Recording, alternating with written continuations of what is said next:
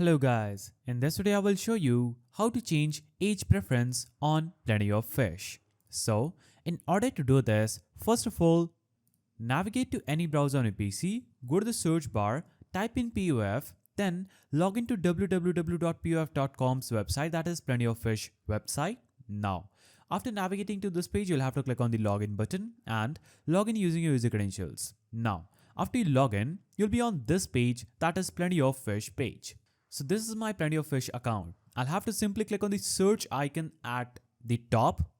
That is the first thing I'm going to do. Now, when I click on search, I will see this filter and sort option at the right side of the screen. Now, I can set preferences for any attributes I want. I can set preferences for gender, age, intent, photos, and sort by and location. Now, I'll click on the age icon.